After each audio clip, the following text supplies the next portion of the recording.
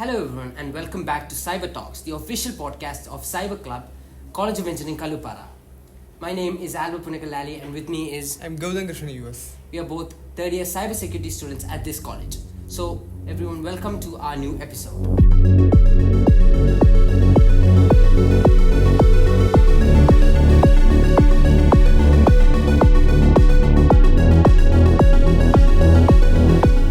We are truly delighted to have with us today Mr. Vibin George, an esteemed alumnus of our college, as well as a cyber forensic consultant, as well as faculty at the Kerala Police Academy. With over 15 years of experience in infrastructure management, cyber forensics, risk assessment, and digital security, he has been working closely with law enforcement to tackle cyber crimes. So today he is here with us to lead the session on cyber security essentials. So let's give him a warm welcome to Sir and welcome him to our podcast. Thank you for being here, Sir. Thank you. It's been a pleasure coming over here. Sir, ഇപ്പം work ചെയ്യുന്നത് cyber forensic consultant ആയിട്ടാണ്. Sir അതിലെന്താണ് അതിൻ്റെ ഒരു description തരുമോ? Sir എന്താണ് work ചെയ്യുന്നത്, അതിൻ്റെ ഒരു ഡീറ്റെയിൽസ്? സൈബർ ഫോറൻസിക്സ് എന്ന് പറയുമ്പോൾ ക്രൈം സീനിൽ നിന്ന് എവിഡൻസ് നമ്മൾ ക്യാപ്ചർ ചെയ്തിട്ട് അത് പ്രോപ്പറായിട്ട് ഇൻറ്റഗ്രിറ്റിയോടുകൂടി തന്നെ കോടതിയിൽ പ്രസൻറ്റ് ചെയ്യാനായിട്ട് സാധിക്കണം. ആ പ്രസൻറ്റ് ചെയ്യാൻ സാധിക്കുന്ന ആ ഒരു പ്രോസസ്സ്, ആ ഒരു എൻ്റയർ പ്രോസസ്സിൻ്റെ ഇൻറ്റഗ്രിറ്റി വെരിഫൈ ചെയ്യാനായിട്ട് സാധിക്കണം. ഈ കാര്യങ്ങളെല്ലാം ഉൾപ്പെട്ട ട്രെയിനിങ്ങിലാണ് ഞാൻ ഉൾപ്പെട്ടിരിക്കുന്നത്. അതിൽ തന്നെ ഹാർഡ്വെയർ ഡിവൈസസ് ഉണ്ട്, സോഫ്റ്റ്വെയർ ടൂൾസ് ഉണ്ട്. ഇതൊക്കെ ലോ എൻഫോഴ്സ്മെൻറ്റ് ഓഫീസർമാരെ പഠിപ്പിക്കുക, അത് ഫലപ്രദമായിട്ട് എങ്ങനെ ഇംപ്ലിമെൻറ്റ് ചെയ്യാനായിട്ട് സാധിക്കും എന്നുള്ളത് അവരെ കാണിച്ചു കൊടുക്കുക. ഇതൊക്കെയാണ് എൻ്റെ ജോബ് റോളിനകത്ത് വരാറുള്ളത്. Sir M Tech in cyber forensics ആയിരുന്നു എടുത്തത്. അത് കഴിഞ്ഞ് സാർ ഇപ്പം എത്തിയിരിക്കുന്നത് കേരള പോലീസ് അക്കാഡമിയിൽ ഒരു ഫാക്കൽറ്റി ആയിട്ടാണ്. അപ്പം ആ സ്റ്റാർട്ടിംഗ് പോയിന്റ് തുടങ്ങിയിട്ട് ഇപ്പം സാർ എത്തിയിരിക്കുന്ന അവിടം വരെയുള്ള ജേർണിയെ കുറിച്ചൊന്ന് സാറിന് സംസാരിക്കാം.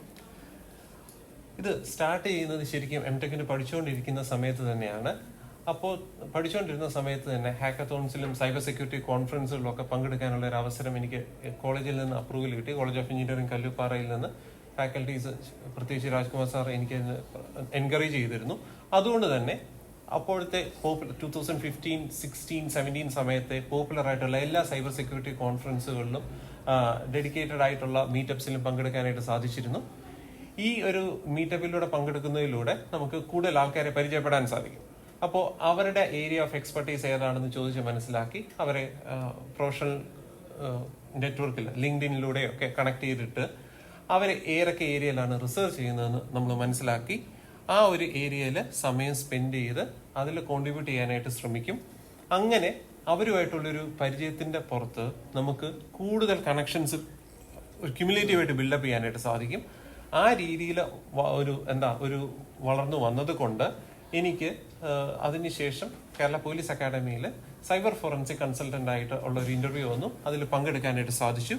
അതിൽ പങ്കെടുത്തപ്പോഴത്തേക്ക് എനിക്ക് ഇതുപോലെയുള്ള എക്സ്പീരിയൻസിൽ, അതായത് ഹാക്കത്തോൺസിലും സൈബർ സെക്യൂരിറ്റി മീറ്റപ്സിലും പങ്കെടുത്തിട്ടുള്ള എക്സ്പീരിയൻസ് എന്നെ വളരെയധികം ഹെൽപ്പ് ചെയ്തു. അങ്ങനെയാണ് ഞാനൊരു ലോ എൻഫോഴ്സ്മെന്റിന്റെ സൈബർ ഫോറൻസിക് ട്രെയിനിങ്ങിലേക്ക് വന്നത്. എൻ്റെ കൺസൾട്ടിങ് കരിയർ ശരിക്കും അവിടെ നിന്നാണ്. മിനിസ്ട്രി ഓഫ് ഹോം അഫയേഴ്സിന്റെ സൈബർ ഫോറൻസിക് കൺസൾട്ടൻ്റ് ആയിട്ടാണ് ഞാൻ സ്റ്റാർട്ട് ചെയ്യുന്നത്. സാർ പറഞ്ഞ ശരി. നമുക്കാണെങ്കിലും സാർ നമ്മുടെ കോളേജിൽ അവസരം തന്നിട്ടുണ്ട് കൊക്കൂണിന് പോകാനല്ല. അത് നല്ല നെറ്റ്വർക്കിംഗ് ഓപ്പർച്യൂണിറ്റീസ് ആണ്. ഞാൻ എടുത്തു പറയാൻ സാധിക്കുന്നത് കൊക്കൂണിനെ പറ്റിയാണ്.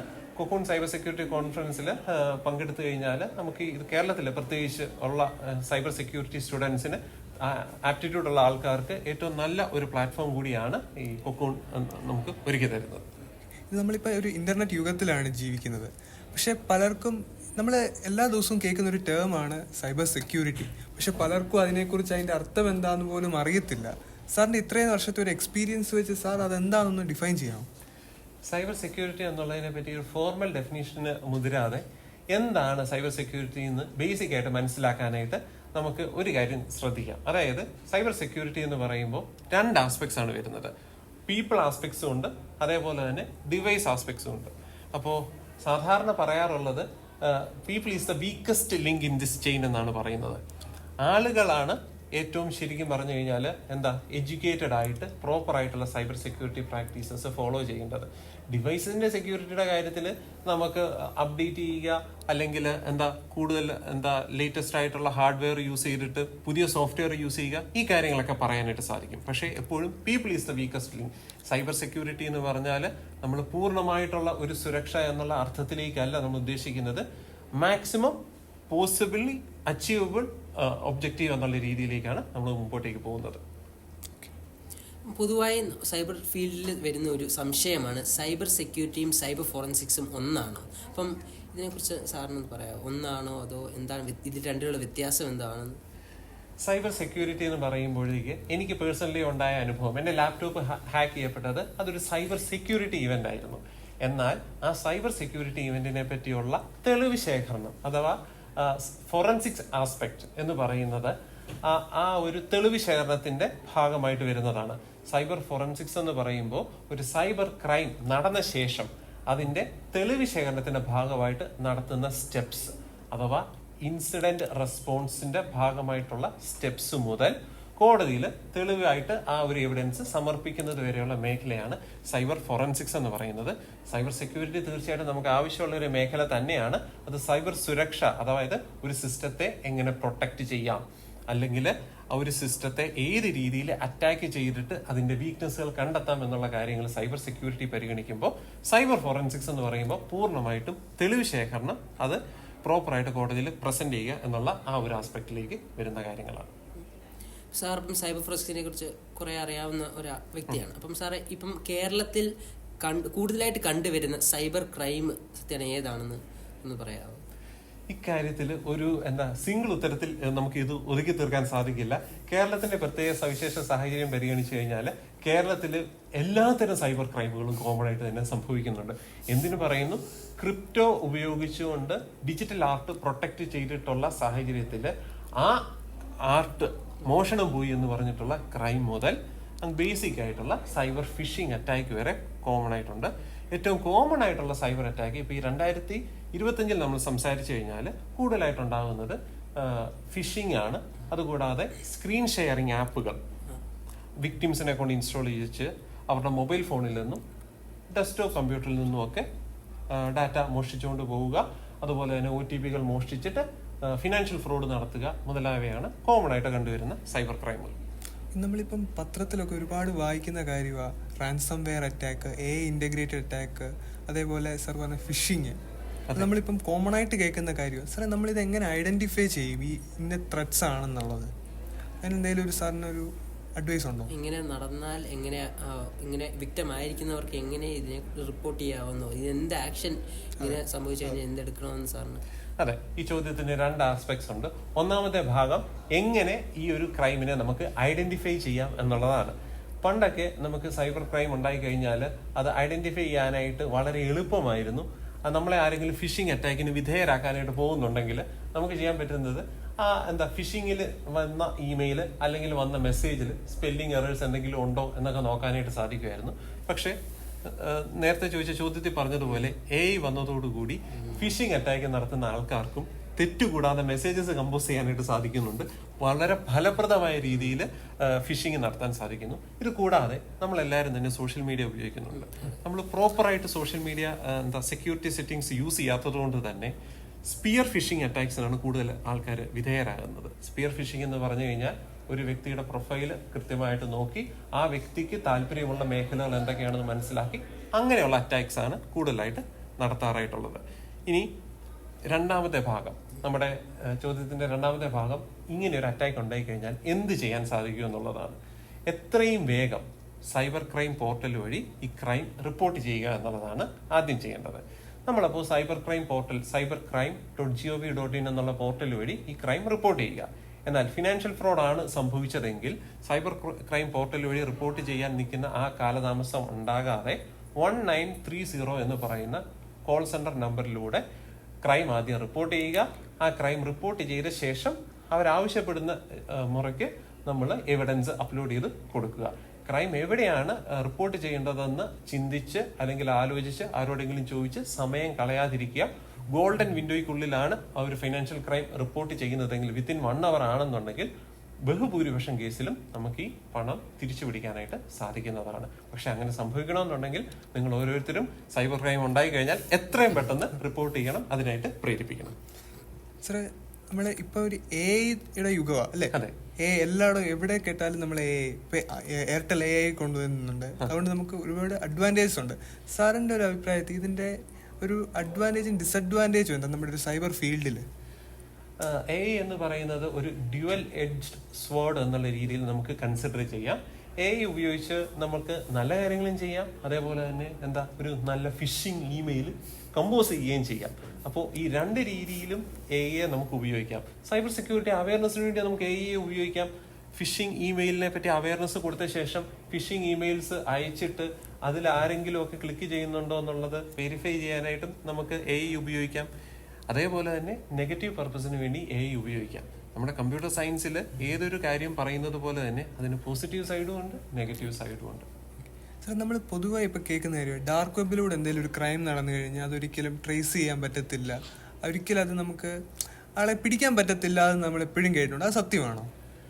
അത് പൂർണ്ണമായും ശരിയല്ല. ഡാർക്ക് വെബിലൂടെ നടത്തുന്ന സൈബർ ക്രൈംസ് റിപ്പോർട്ട് ചെയ്യപ്പെടുകയും ആളുകളെ പിടിക്കപ്പെടുകയും ചെയ്തിട്ടുണ്ട്. ഒരു ഉദാഹരണമായിട്ട് പറഞ്ഞു കഴിഞ്ഞാൽ P-ഹണ്ടിന്റെ ഭാഗമായിട്ടുള്ള റെയ്ഡുകളിൽ പലപ്പോഴും ഡാർക്ക് വെബ് ഉപയോഗിച്ചുകൊണ്ട് നടത്തുന്ന സൈബർ ക്രൈമുകൾ പിടിക്കപ്പെടാറുണ്ട്. ഒരു ഡിജിറ്റൽ ആക്ടിവിറ്റിയും ഒരു ഫുട് പ്രിന്റ് ലീവ് ചെയ്യാതെ എങ്ങും അവശേഷിപ്പിക്കാതെ കടന്നു പോകുന്നില്ല എന്നുള്ളതാണ് എനിക്ക് ചുരുക്കത്തിൽ പറയാനായിട്ടുള്ളത്. ഏത് രീതിയിൽ ക്രൈം ചെയ്താലും പിടിക്കപ്പെടാനുള്ള സാധ്യത അവിടെയും ഇവിടെയും ഒക്കെ തന്നെ അവശേഷിക്കും. അത് സമയബന്ധിതമായി ഒരു ക്യാപ്ചർ ചെയ്യുക എന്നുള്ളതാണ് ഒരു സൈബർ ഫോറൻസിക് എക്സ്പേർട്ടിന്റെ പ്രധാന ലക്ഷ്യം.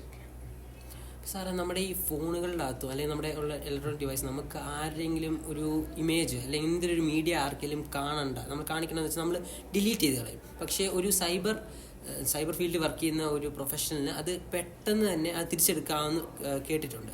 അത് ശരിയാണോ? അത് തിരിച്ചെടുക്കാൻ ആവശ്യമായിട്ടുള്ള ചില സവിശേഷമായ ഉപകരണങ്ങൾ, ഡിജിറ്റൽ ഫോറൻസിക് എക്യുപ്മെന്റ്സ് നിലവിലുണ്ട്. അത് ഉപയോഗിച്ച് പ്രത്യേകമായ രീതിയിൽ അത് ആക്സസ് ചെയ്ത് കഴിഞ്ഞാൽ ഈ പറഞ്ഞ ഡിലീറ്റഡ് ആയിട്ടുള്ള കണ്ടന്റ് തിരിച്ചു കിട്ടാനായിട്ടുള്ള സാധ്യതയുണ്ട്.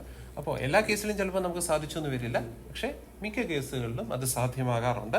ഇനി ചില സാഹചര്യങ്ങളിൽ നമുക്ക് ഇപ്പോൾ അത് സാധിച്ചില്ല എന്ന് വരും, പക്ഷെ ആ ടൂളിന് അപ്ഡേറ്റ് വന്ന ശേഷം നമുക്ക് അതേ ഉപകരണം നമ്മൾ അനലൈസ് ചെയ്ത് കഴിയുമ്പോൾ അതിൽ നിന്ന് ഡാറ്റ കിട്ടാറുണ്ട്.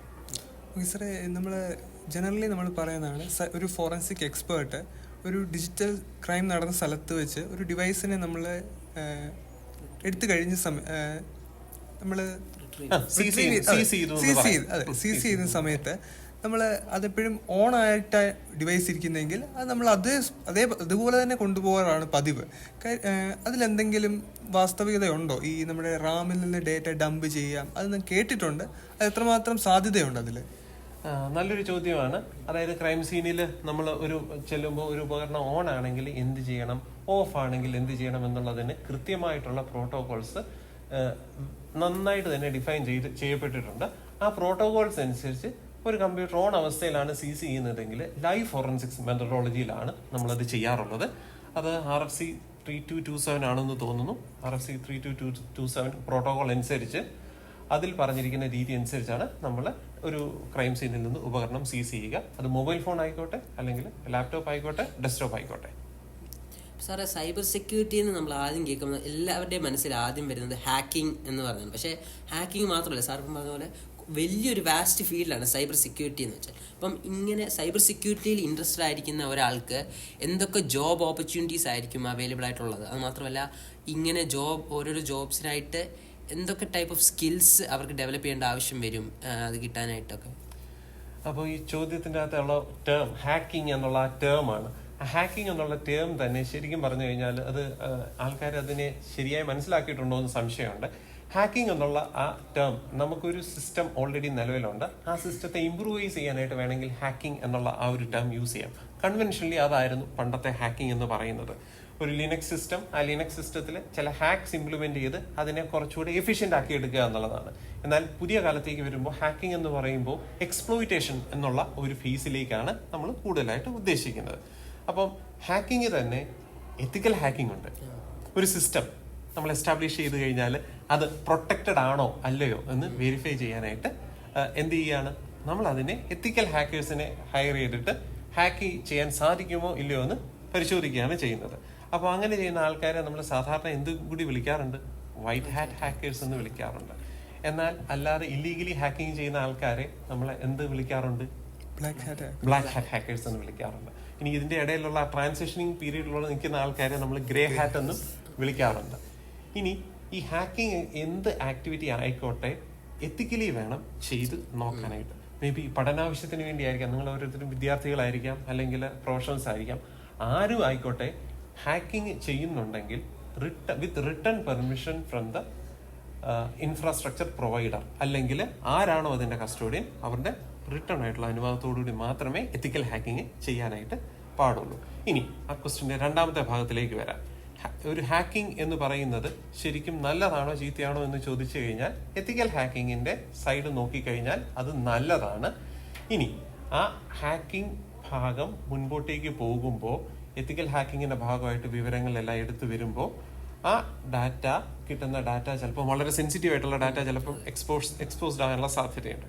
അങ്ങനെയാണെങ്കിൽ ആ സെൻസിറ്റീവ് ആയിട്ടുള്ള ഡാറ്റ എക്സ്പോസ് ആകുന്നതിനെ പറ്റി ഡാറ്റ കംപ്ലയൻസ് ഓഫീസർക്ക് തീർച്ചയായിട്ടും റിപ്പോർട്ട് ചെയ്യണം. ഇനി ഹാക്കിങ്ങിന്റെ മറ്റൊരു വശം പറഞ്ഞു കഴിഞ്ഞാൽ നിങ്ങൾ റെഡ് ടീമിങ്ങും ബ്ലൂ ടീമിങ്ങും കേട്ടിട്ടുണ്ടായിരിക്കുമോ? റെഡ് ടീമേഴ്സ് എന്ത് ചെയ്യും? സാധാരണ അറ്റാക്ക് ചെയ്യും, എക്സ്പ്ലോയിറ്റ് ചെയ്യുക, അറ്റാക്ക് ചെയ്യുക എന്നുള്ള അറ്റാക്ക് മെത്തഡോളജിയാണ് ചെയ്യുക. ബ്ലൂ ടീമേഴ്സ് എന്തായിരിക്കും ചെയ്യുക? ഡിഫെൻഡ് ചെയ്യും. അപ്പോൾ ഈ രീതിയിൽ ഡിഫെൻഡ് ചെയ്തൊരു സിസ്റ്റത്തെ പൂർണ്ണമായിട്ട് സെക്യൂർ ചെയ്യണമെന്നുണ്ടെങ്കിൽ എന്താവശ്യമാണ്? ഹാക്കിങ് ആവശ്യമാണ്. സാറേ, ഇപ്പം അതിൻ്റെ കൂടെ നമ്മൾ സൈബർ സെക്യൂരിറ്റി കൂടെ എപ്പോഴും കേൾക്കുന്നതാണ് സർട്ടിഫിക്കേഷൻസ്. കുറേ അക്കാഡമീസും കുറേ ഇൻസ്റ്റിറ്റ്യൂഷൻസ് സർട്ടിഫിക്കേഷൻസ് എടുക്കാം, ഇത് സൈബർ സെക്യൂരിറ്റി ഫീൽഡിൽ നിങ്ങൾക്ക് ഒരു ജോബ് ഓപ്പർച്യൂണിറ്റിക്ക് നല്ലതാണെന്നൊക്കെ പറയുന്നത്. അപ്പം അങ്ങനെ ജോബ് ഓപ്പർച്യൂണിറ്റി കൂടുതൽ കിട്ടാനായിട്ട് ഒരു സർട്ടിഫിക്കേഷൻ എടുക്കണമെന്ന് ഒരാൾക്ക് താല്പര്യം ഉണ്ടെങ്കിൽ എന്തൊക്കെ ടൈപ്പ് സർട്ടിഫിക്കേഷൻസ് ആയിരിക്കും സാർ റെക്കമെൻഡ് ചെയ്യുക, എടുക്കുക? എനിക്ക് ഒരു വെണ്ടറുടെ പേരെടുത്ത് പറഞ്ഞ സർട്ടിഫിക്കേഷൻസ് പറയുന്നത് ശരിയല്ല. ഫണ്ടമെന്റലി നമുക്ക് ടെക്നോളജിയോട് ഒരു പാഷൻ ഉണ്ടായിരിക്കണം, എന്താണ് അണ്ടർലൈൻ ടെക്നോളജി എന്ന് മനസ്സിലാക്കാൻ ഒരു താല്പര്യം ഉണ്ടായിരിക്കണം. അതിനുശേഷം വെണ്ടർ ന്യൂട്രൽ ആയിട്ടുള്ള സർട്ടിഫിക്കേഷൻ എടുക്കാനായിട്ടായിരിക്കും ഞാൻ കൂടുതൽ സജസ്റ്റ് ചെയ്യുക. ഒരു സ്പെസിഫിക് വെണ്ടറുമായിട്ട് ബൈൻഡഡ് അല്ലാത്ത വെണ്ടർ ന്യൂട്രൽ സർട്ടിഫിക്കേഷൻ നിങ്ങൾക്ക് സെർച്ച് ചെയ്ത് കഴിഞ്ഞാൽ അത് കിട്ടുമായിരിക്കാം. സർട്ടിഫിക്കേഷൻസ് എടുക്കുമ്പോൾ ഒരു കാര്യം പ്രത്യേകം ശ്രദ്ധിക്കണം, നിങ്ങളുടെ കരിയർ ഫോക്കസ് ഏതാണെന്ന് നോക്കി, ബ്ലൂ ടീമിംഗ് ആണോ അതോ റെഡ് ടീമിംഗ് ആണോ ഏതാണെന്ന് നോക്കി അതുമായിട്ട് അലൈൻ ആകുന്ന സർട്ടിഫിക്കേഷൻസ് എടുക്കാനായിട്ട് ശ്രമിക്കണം. അതുകൂടാതെ ബേസിക് ആയിട്ടുള്ള ഫണ്ടമെന്റൽ കമ്പ്യൂട്ടർ സയൻസ് നോളജ് ഇതിനേക്കാളൊക്കെ വളരെ ഇമ്പോർട്ടൻ്റ് ആണ്. അപ്പോൾ അത് നേടിയെടുത്ത ശേഷം മാത്രം സർട്ടിഫിക്കേഷൻസിലേക്ക് മുൻപോട്ടേക്ക് പോകാനായിട്ട് ശ്രമിക്കുക. ഓഫ് കോഴ്സ് നിങ്ങൾ എവിടേക്കാണ് ജോലി ചെയ്യാൻ ഉദ്ദേശിക്കുന്നത് ആ സാഹചര്യത്തിൽ ആവശ്യമായിട്ടുള്ള സർട്ടിഫിക്കേഷൻസ്, മേ ബി നിങ്ങളൊരു ഫോറൻസിക് ലാബിലാണ് ജോലി ചെയ്യാൻ ഉദ്ദേശിക്കുന്നതെങ്കിൽ അവിടെ യൂസ് ചെയ്യുന്ന ടൂൾസുമായിട്ട് അലൈൻ ചെയ്യുന്ന സർട്ടിഫിക്കേഷൻസ് ഏതൊക്കെയാണെന്ന് നോക്കി ആ സർട്ടിഫിക്കേഷൻസുമായിട്ട് മുൻപോട്ട് പോവുക. ഓഫ് കോഴ്സ് സർട്ടിഫിക്കേഷൻസ് പലപ്പോഴും ഹെൽപ്ഫുൾ ആണ്, കൂടുതൽ നോളജ് ഗെയിൻ ചെയ്യാനായിട്ട് ഹെൽപ്ഫുൾ ആണ്. അതിനേക്കാൾ ഇമ്പോർട്ടൻ്റ് ആണ് ഈ സൈബർ ഫോറൻസിക്സ് മേഖലയിൽ വരുന്ന പുതിയ പുതിയ മാറ്റങ്ങളെ പറ്റി അറിഞ്ഞിരിക്കുന്നത്. അതേപോലെ തന്നെ പുതിയ പുതിയ ഡിവൈസസ്, ഡിജിറ്റൽ എക്യുപ്മെന്റ്സ് ഇൻഡസ്ട്രിയിലേക്ക് വരുന്നുണ്ട്, അവയുടെ അനാറ്റമി അറിഞ്ഞിരിക്കുന്നത്. സാർ, ഇപ്പം നമ്മളിപ്പം സർട്ടിഫിക്കേഷൻ നമ്മളത് ചെയ്തു എന്നതിനൊരു പ്രൂഫ് മാത്രമാണ്. ആക്ച്വലി നമ്മൾ സർട്ടിഫിക്കേഷൻ അല്ലാതെ തന്നെ ചിലർ സെൽഫ് ലൈൻ ചെയ്ത് പഠിക്കുന്നവരുണ്ട്, ഒരുപാട് പേരുണ്ട്.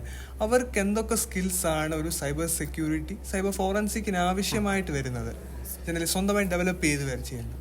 സെൽഫ് ലേണിംഗ് ചെയ്യുന്നത് എല്ലാവരും തന്നെ ചെയ്യാറുണ്ട്.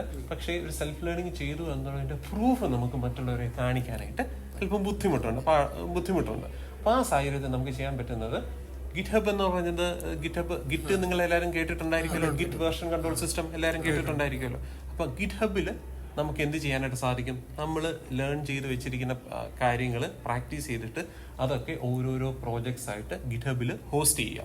അപ്പോൾ ആ ഗിറ്റ്ഹബിൽ ഹോസ്റ്റ് ചെയ്യുന്ന പ്രോജക്ട്സിൽ നിന്ന് നമുക്ക് നമ്മുടെ ഇന്റർവ്യൂ ബോർഡിൽ വരുന്ന ആൾക്കാർക്ക് നിങ്ങളുടെ ഗിറ്റ്ഹബിന്റെ ലിങ്ക് ആയിരിക്കണം ശരിക്കും നിങ്ങളുടെ റെസ്യൂമെ എന്ന് പറയുന്നത്. അപ്പോൾ അത് കാണുന്ന ഒരു വ്യക്തിക്ക് മനസ്സിലാക്കാൻ സാധിക്കും നിങ്ങൾ once in a while cyber സെക്യൂരിറ്റിയിലേക്ക് സമയം ഇൻവെസ്റ്റ് ചെയ്യുന്ന ആൾക്കാരല്ല, റെഗുലറായി സൈബർ സെക്യൂരിറ്റി പ്രോജക്ട്സ് ചെയ്യുന്ന ആൾക്കാരാണ്, അതിൽ കോൺട്രിബ്യൂട്ട് ചെയ്യുന്നുണ്ട്. അതുകൂടാതെ മറ്റുള്ളവരുടെ പ്രോജക്ട്സിൽ നിങ്ങൾ കൊളാബറേറ്റ് ചെയ്യുന്ന ആൾക്കാരാണെന്നുള്ളത് നിങ്ങളുടെ ഗിറ്റ്ഹബ് പ്രൊഫൈൽ ആയിരിക്കണം നിങ്ങളുടെ റെസ്യൂമെ എന്ന് എനിക്ക് ചുരുക്കത്തിൽ പറയാനായിട്ട് സാധിക്കും. സാറേ ഞങ്ങളൊക്കെ സൈബർ സെക്യൂരിറ്റി ആസ്പിറൻസ് ആണ്. അപ്പം അതായത് നമ്മുടെ ഓഡിയൻസും സൈബർ സെക്യൂരിറ്റി ആസ്പിറൻസും സ്റ്റുഡൻസും എല്ലാവരുമാണ്. ഓക്കെ, അപ്പം സാറിന് ഇത്രയും വർഷത്തെ ഒരു എക്സ്പീരിയൻസ് ഉണ്ട്. സാറ് ഹൈപ്പോത്തറ്റിക്കലി സാറിന്റെ ഒരു യങ്ങർ വേർഷനെ ഒരിക്കലും കണ്ടുമുട്ടുവാണെങ്കിൽ സാർ എന്തായിരിക്കും പറയാൻ പോകുന്നത്? കുറച്ചുകൂടി നന്നായി നിങ്ങളുടെ ഫണ്ടമെന്റൽസ് പഠിച്ചിരുന്നെങ്കിൽ എന്നുള്ളതാണ് എനിക്ക് പറയാനായിട്ടുള്ളത്. കാര്യം നമ്മൾ പല ഏരിയയും പഠിക്കുമ്പോഴേക്കും ഇത് എന്തിനാ പഠിക്കുന്നത്, ഇത് നമുക്ക് ഭാവിയിൽ എപ്പോഴും ആവശ്യം വരുമോ, അതൊന്നും നമുക്കറിയില്ല. പക്ഷേ നമുക്ക് ഏത് ഏരിയ ആണെങ്കിലും ഒരു സൈബർ ഫോറൻസിക് എക്സ്പെർട്ട് എന്നുള്ള നിലയ്ക്ക് ഞാൻ പറയുകയാണ്, നമ്മൾ ഓരോ പുതിയ ഏരിയയിലേക്ക് എക്സ്പോസ്ഡ് ആകുമ്പോഴത്തേക്ക് നമുക്ക് ഫണ്ടമെന്റൽസ് സ്ട്രോങ് ആണെങ്കിൽ മാത്രമേ അത് എന്താണെന്ന് മനസ്സിലാക്കാനായിട്ട് സാധിക്കുകയുള്ളൂ. ഫോർ എക്സാമ്പിൾ, നമ്മുടെ കമ്പ്യൂട്ടർ സയൻസിൽ തന്നെ ഓട്ടോമാറ്റ ലാംഗ്വേജസ് ആൻഡ് കമ്പ്യൂട്ടേഷൻ എന്ന് പറയുന്ന ഒരു പേപ്പറാണ്. ഫൈനൈറ്റ് സ്റ്റേറ്റ് മെഷീൻസ് ഉണ്ട്. അതുപോലെയുള്ള ഫണ്ടമെന്റൽ ലെവലിൽ നമുക്ക് കാര്യങ്ങൾ തിരിച്ചറിയാൻ സാധിച്ചെങ്കിൽ മാത്രമേ പുതിയൊരു എക്യുപ്മെന്റ് വരുമ്പോൾ, മേ ബി ഒരു IoT ഡിവൈസ് ആകാം, അത് വരുമ്പോൾ അതിൽ നിന്ന് എവിഡൻസ് എങ്ങനെ എടുക്കണം എന്നുള്ളത് അറിയണമെന്നുണ്ടെങ്കിൽ ബാക്ക് ടു ബേസിക്സ് ആവശ്യമാണ്. കാര്യം ഡിജിറ്റൽ ഫോറൻസിക്സ് നമ്മൾ ഏറ്റവും ശ്രമിക്കുന്നത് ഏറ്റവും ഫണ്ടമെന്റൽ ലെവലിൽ നിന്ന് ഡാറ്റ ക്യാപ്ചർ ചെയ്യാനായിട്ടാണ് ശ്രമിക്കുന്നത്. അങ്ങനെ ചെയ്യുമ്പോൾ നമുക്ക് ഈ ബേസിക്സ് വളരെ ആവശ്യമായിട്ട് വരും. അത് അന്നേരം പഠിക്കാൻ പോയി കഴിഞ്ഞാൽ നമുക്ക് അതിനുള്ള സമയം കാണില്ല, സാവകാശം കാണില്ല. അതുകൊണ്ട് fundamental papers, core computing papers നന്നായി തന്നെ പഠിക്കുക എന്നുള്ളതാണ് എനിക്ക് പറയാനുള്ളത്. എനിക്ക് തോന്നുന്നു നമ്മളിപ്പോ തേർഡ് ഇയർ നമ്മൾ പഠിക്കുന്നത് ഫ്ലാറ്റ് എന്ന് പറഞ്ഞാൽ അത് സാർ ഇപ്പൊ പറഞ്ഞില്ലേ ഓട്ടോമേറ്റ്, അത് നമ്മളിപ്പോ പഠിക്കുന്നുണ്ട്. വളരെ നല്ല കാര്യം. അപ്പോൾ അതിൽ നല്ല രീതിയിൽ ഇൻവെസ്റ്റ് ചെയ്തിട്ട് ഫണ്ടമെന്റൽസ് പഠിക്കുക. കാര്യം എങ്കിൽ മാത്രമേ നിങ്ങൾക്ക് ഭാവിയിൽ ഫോറൻസിക് ടൂൾസ് ഡിസൈൻ ചെയ്യാൻ സാധിക്കുകയുള്ളൂ. നമ്മളെല്ലാവരും തന്നെ ഡിജിറ്റൽ ഫോറൻസിക് എഞ്ചിനീയേഴ്സ് ആകാൻ പോകുന്ന ആൾക്കാരാണ്. അപ്പോൾ ആ ഫോറൻസിക് എഞ്ചിനീയേഴ്സ് ആകണമെന്നുണ്ടെങ്കിൽ എന്താവശ്യമാണ്? ഫണ്ടമെന്റൽസ് ആവശ്യമാണ്. എങ്കിൽ മാത്രമേ ഈ ടൂൾസിനെ നമ്മൾ അന്ധമായിട്ട് വിശ്വസിക്കുകയാണ്. ഈ ടൂൾസ് നമുക്ക് വെരിഫൈ ചെയ്യണ്ടേ. അപ്പൊ എഞ്ചിനീയർമാർ എന്നുള്ള നിലയ്ക്ക് ട്രസ്റ്റ് ബട്ട് വെരിഫൈ എന്നാണ് നമ്മൾ പറയുന്നത്. സാറേ, നമ്മളിപ്പം നമ്മുടെ സ്റ്റുഡൻസിന് ഒരു സൈബർ ടിപ്സ് എന്തൊക്കെ, നമ്മളൊരു സൈബർ ഹൈജീൻ ഫോളോ ചെയ്യണമെന്ന് പറയുന്നില്ലേ, അതെന്താന്ന് സാർ ഒന്ന് പറഞ്ഞു കൊടുക്കാം? ഇതൊക്കെ ടിപ്സ് ഫോളോ ചെയ്യണം. ബേസിക് ആയിട്ടുള്ള കാര്യങ്ങൾ കുറേയധികം കാര്യങ്ങളുണ്ട്. എന്നാലും സമയം പരിമിതപ്പെടുത്തി നമുക്ക് പറയാനാണെങ്കിൽ നിങ്ങൾ എന്തൊക്കെയാണ് ഷെയർ ചെയ്യുന്നത് എന്നുള്ളത് എപ്പോഴും ശ്രദ്ധിക്കുക. സോഷ്യൽ മീഡിയ ഉപയോഗിച്ച് ഷെയർ ചെയ്യുന്നത് എന്ന് ശ്രദ്ധിക്കുക. കാര്യം എന്താണെന്ന് വെച്ച് കഴിഞ്ഞാൽ ഇന്റർനെറ്റ് നെവർ ഫോർഗെറ്റ്സ്. ഒരു കാര്യം ഇന്റർനെറ്റിൽ പബ്ലിഷ് ചെയ്ത് കഴിഞ്ഞാൽ അത് നമ്മൾ ഏതൊക്കെ രീതിയിൽ റിമൂവ് ചെയ്യാൻ ശ്രമിച്ചാലും മറ്റു പല സ്ഥലത്തും അത് ക്യാഷ് ചെയ്യപ്പെടും. അതിന്റെ കോപ്പീസ് മറ്റു പല സ്ഥലത്തും റെക്കോർഡ് ചെയ്യപ്പെടുന്നുണ്ടായിരിക്കാം. അപ്പോൾ എന്ത് ഷെയർ ചെയ്യുന്നു എന്നുള്ളത് ശ്രദ്ധിക്കുക. അതേപോലെ തന്നെ നിങ്ങളുടെ ഡിവൈസസ് സെക്യൂർ ആക്കുക എന്ന് പറയുമ്പോൾ ഓപ്പറേറ്റിംഗ് സിസ്റ്റം അപ്ഡേറ്റ് ചെയ്യുക. അതേപോലെ തന്നെ ഡിവൈസുകൾ, ആൻഡ്രോയിഡ് ഫോൺസ് ആണെങ്കിൽ അത് അപ്ഡേറ്റ് ചെയ്യുക. അതിലെ ആപ്ലിക്കേഷൻസ് അപ്ഡേറ്റ് ചെയ്യുക എന്നുള്ളതാണ്. ഇനി മൂന്നാമത്തെ കാര്യം, നമ്മുടെ ഡാറ്റ എവിടെയെങ്കിലുമൊക്കെ ഡാറ്റ ബ്രീച്ചസിൽ പബ്ലിക്കായിട്ട് അവൈലബിൾ ആയിട്ടുണ്ടോ എന്നുള്ളത് അത് ചെക്ക് ചെയ്യാൻ ആവശ്യമായിട്ടുള്ള ചില വെബ്സൈറ്റ്സ് ഉണ്ട്. അപ്പോൾ ഏതെങ്കിലും ഡാറ്റ ബ്രീച്ചസിൽ നമ്മുടെ പാസ്വേഡ്സ്, യൂസർ നെയിംസ് ബ്രീച്ച് ആയിട്ടുണ്ടോ എന്നുള്ളത് പരിശോധിക്കുക. നിങ്ങളുടെ ID പ്രൂഫ്സ് എവിടെയെങ്കിലും പബ്ലിക്കായിട്ട് ഇന്റർനെറ്റിൽ പബ്ലിഷ് ആയിട്ടുണ്ടോ എന്നും നോക്കുക. ഇത്രയൊക്കെയാണ് ബേസിക്കലി എനിക്ക് പറയാനായിട്ടുള്ളത്. ഇപ്പം പലരും ലൈൻസ് വരുമെന്ന് പറഞ്ഞാൽ ആൻഡ്രോയിഡ് ഒന്നും അപ്ഡേറ്റ് ചെയ്യാറില്ല, ഫോൺസ് ഒന്നും ഒരു ഫോൺ ഇപ്പൊ അപ്ഡേറ്റ് ചെയ്യാറില്ല. അത് അങ്ങനെ നമ്മളിപ്പോ അപ്ഡേറ്റ് ചെയ്യാതിരുന്നു കഴിഞ്ഞാൽ നമുക്ക് തന്നെയല്ല അത് ദോഷം ശരിക്കും, സെക്യൂരിറ്റിയുടെ ഇഷ്യൂസ്. അതെ, അപ്പോ അതിൻ്റെ അകത്ത് ശ്രദ്ധിക്കാനുള്ള ഒരു കാര്യം, നമ്മൾ എക്സ്റ്റൻഡഡ് വാറന്റി എടുക്കാൻ സാധിക്കുന്നവർ അത് എടുക്കുക. എത്രയാണെങ്കിലും അപ്ഡേറ്റ്സ് വെച്ച് നീട്ടിക്കൊണ്ട് പോകാതിരിക്കുക. അത് ചിലപ്പോൾ സെക്യൂരിറ്റി അപ്ഡേറ്റ്സ് ആണെങ്കിൽ വളരെ പ്രത്യേകിച്ച് ഫീച്ചർ അപ്ഡേറ്റ്സിനെക്കാട്ടും സെക്യൂരിറ്റി അപ്ഡേറ്റ്സിന് പ്രാധാന്യം കൊടുക്കണം. സെക്യൂരിറ്റി അപ്ഡേറ്റ്സ് കൃത്യമായിട്ട് തന്നെ അപ്ലൈ ചെയ്യാനായിട്ട് ശ്രദ്ധിക്കുക. സാറേ, ഇപ്പം AI ഒരു എവല്യൂഷനാണ് നടക്കുന്നത്. കുറേ ജോബ് ഓപ്പർച്യൂണിറ്റീസ് AI എടുത്തുകൊണ്ട് പോകും. അപ്പം സൈബർ സെക്യൂരിറ്റി ഫീൽഡിലോട്ട് AI ഒരു ട്രാൻസിഷൻ എന്ന് പറഞ്ഞാൽ ഇങ്ങനെ ജോബ്സ് പോകാനുള്ള ഒരു സാധ്യത കാണുന്നുണ്ടോ സാർ? ഒരു പരിധി വരെ ചില കാര്യങ്ങൾ ഈ ഓട്ടോമേഷൻ സിസ്റ്റംസ് ടേക്ക് ഓവർ ചെയ്യും. പക്ഷേ എല്ലാ കാര്യങ്ങളും അത് ഓട്ടോമേറ്റ് ചെയ്യില്ല. ഫോർ എക്സാമ്പിൾ പറഞ്ഞു കഴിഞ്ഞാൽ സൈബർ ഫോറൻസിക്സിന്റെ ഏരിയയിൽ വന്നു കഴിഞ്ഞാൽ LLMസിനെ ട്രസ്റ്റ് ചെയ്യാൻ പാടില്ല എന്ന് ഇപ്പോൾ കോടതി വിധികൾക്ക് LLMസിനെ ട്രസ്റ്റ് ചെയ്യാൻ പാടില്ലെന്ന് നിർദ്ദേശം വന്നിട്ടുണ്ട്. ഒരിക്കലും അപ്പോൾ ഒരു ലീഗൽ പോയിന്റ് ഓഫ് വ്യൂവിൽ ഒരു AI സിസ്റ്റത്തിന് വിധി പ്രസ്താവിക്കാനോ അല്ലെങ്കിൽ അത് ഉപയോഗിച്ച് വെർഡിക്റ്റ് പബ്ലിഷ് ചെയ്യാനോ ഒന്നും പാടില്ല എന്ന് വന്നിട്ടുണ്ട്. അതുകൊണ്ട് തന്നെ തീർച്ചയായിട്ടും മാൻ പവറിന്റെ ആവശ്യമുണ്ട്. പക്ഷെ വേണ്ട മാൻ പവറിൽ ഒരു കുറവ് ചിലപ്പോൾ ഇതുമൂലം ഉണ്ടാകാൻ സാധ്യതയുണ്ട്. അതുകൊണ്ട് നിങ്ങൾക്ക് എല്ലാവർക്കും ചെയ്യാൻ സാധിക്കുന്ന ഒരു കാര്യമുണ്ട്, ഉള്ളവരിലെ ഏറ്റവും ബെസ്റ്റായി തീരാനായിട്ട് ഹാർഡ് വർക്ക് ചെയ്യുക. കാര്യം ഇതിൽ ആവറേജ് എന്നുള്ളതില്ല, ആൾക്കാർ ഏറ്റവും ബെസ്റ്റ് ആയിട്ടുള്ള ആൾക്കാരെ തന്നെ നമുക്ക് ആവശ്യമായിട്ടുണ്ട്. Thank you, sir, for your valuable advice and all the informative things you've told us. നമുക്ക് ഉണ്ടായിരുന്ന കുറേ ഡൗട്ട്സ് സാർ ഇപ്പം ക്ലിയർ ചെയ്തിട്ടുണ്ട്. സൈബർ സെക്യൂരിറ്റിയെ കുറിച്ചൊരു ഫണ്ടമെന്റൽസ് സാർ ആദ്യം തൊട്ട് തന്നെ എല്ലാം പറഞ്ഞിട്ടുണ്ട്. സാറിൻ്റെ ലൈഫ്, അക്കാഡമിക് ലൈഫും കരിയറിനെ കുറിച്ചൊക്കെ നന്നായിട്ട് ഇൻഫോർമേറ്റീവ് ആയിട്ട് എനിക്ക് തോന്നിയിട്ടുണ്ട്. അപ്പോൾ ഞങ്ങളുടെ ഓഡിയൻസിനും നന്നായിട്ട് ഹെൽപ്ഫുൾ ആയിരിക്കും എന്ന് തോന്നുന്നു അവരുടെ സൈബർ സെക്യൂരിറ്റി കരിയറിലും അവരുടെ അക്കാഡമിക് ലൈഫിൽ. അപ്പം thank you, sir, for taking your time to come to our podcast and yeah, thank you for being here. It's been a pleasure coming over here and answering your good questions, and looking forward for such more and more sessions in future. Thank you. Thank you, sir. Sure. Thank you for watching our episode. This is I believe this will be our second episode. So I will see you in the next one. Thank you. Bye.